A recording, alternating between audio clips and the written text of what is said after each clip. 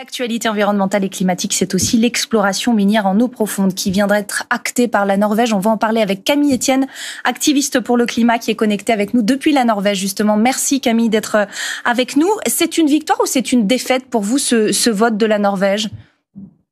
C'est surtout un pas dans la bonne direction parce qu'il y a 6 mois, quand on a entendu parler du projet, la Norvège, le gouvernement norvégien devait ouvrir l'exploitation minière des fonds marins en Arctique, qui est une zone particulière parce que c'est vraiment l'endroit au monde où le dérèglement climatique est le plus rapide, mais qui est aussi un gros allié justement contre le dérèglement climatique parce que ça a un rôle très important de refroidissement du climat, de régulateur du climat. Donc même si ça se passe en Norvège, en fait, on aurait tous et toutes été impactés par ce qui se passe en Norvège. Donc c'est vraiment un pas dans la bonne direction parce qu'on a évité le pire, c'est-à-dire qu'on a évité l'exploitation minière des fonds marins, qu'elle commence là tout de suite. Donc on a gagné beaucoup de temps, plusieurs années. En revanche, ça reste quand même une grande honte pour la Norvège parce qu'ils envoient un signal assez fort en faveur de l'exploration minière des fonds marins. Et c'est la communauté scientifique qui est assez inquiète de la manière dont c'est en train d'arriver doucement dans la communauté internationale. On comprend bien la différence entre exploration, donc qui a été validée, et exploitation, qui pour l'instant n'est pas quelque chose qui se met en place. Si un jour l'exploitation est actée, qu'est-ce que ça peut provoquer sur les fonds marins ?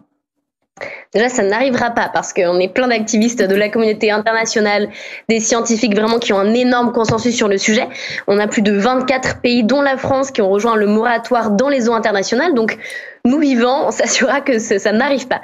En revanche, si jamais il se passe quelque chose et que ça arrive en effet, les impacts sont assez terrifiants. Déjà sur la biodiversité, parce que ça peut avoir des impacts irréversibles. C'est ça qu'il est important de comprendre. C'est vraiment des impacts irréversibles dans toute la chaîne de l'écosystème marin et qui est surtout, on rappelle, un écosystème qu'on connaît très peu. Il y a seulement 90%, il reste encore 90% de cet écosystème marin à découvrir par les scientifiques. Donc on ne sait même pas en fait quel impact ça va avoir sur des espèces qu'on ne connaît encore pas.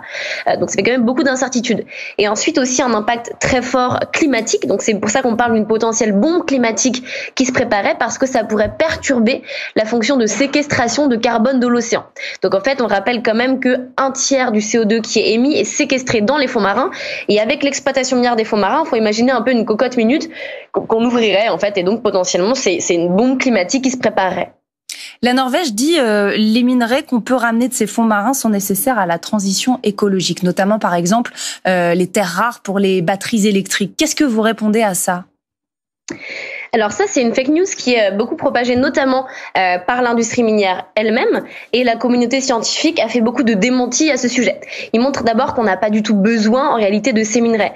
Les principaux fabricants de batteries électriques, donc on a par exemple Volkswagen, Volvo, ont déjà rejoint le moratoire, c'est-à-dire que les principaux clients potentiels des batteries électriques ont dit on n'a pas besoin de ces minerais, on peut faire sans parce que le temps qu'on les extrait, qu'on soit capable de les transformer, en fait nous, on en aura déjà plus besoin.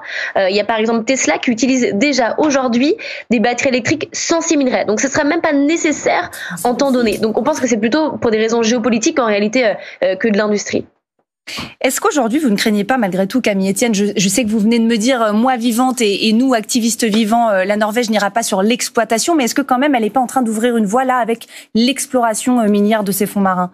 Complètement, c'est ce qu'elle essaie de faire. On rappelle que c'est pas de l'exploration scientifique, c'est de l'exploration minière. C'est-à-dire que c'est des compagnies minières qui vont aller faire de l'exploration pour voir quelle est la quantité de minerais disponibles, quels sont les impacts réellement. Donc en fait, l'argent public qui est mis dans cette exploration, c'est pas pour les scientifiques, c'est pas pour apprendre plus de choses sur les poulpes bioluminescents. C'est vraiment pour apprendre des choses sur les minerais. Donc c'est pour ça qu'on est assez inquiet. La bonne nouvelle quand même, c'est que pour que cette exploration se transforme en exploitation, ça devra repasser par le gouvernement norvégien. C'est pas du tout ce qui était prévu. Il y a encore, je rappelle, il y a quelques semaines, vraiment, on était pas loin que la Norvège soit le premier pays au monde à commencer directement l'exploitation minière des fonds marins en Arctique. Donc on est passé pas loin d'une énorme catastrophe environnementale. Et juste une dernière chose à comprendre, c'est que c'est pas juste une nouvelle pipeline ou juste un nouveau scandale environnemental, c'est une toute nouvelle industrie qui s'ouvre.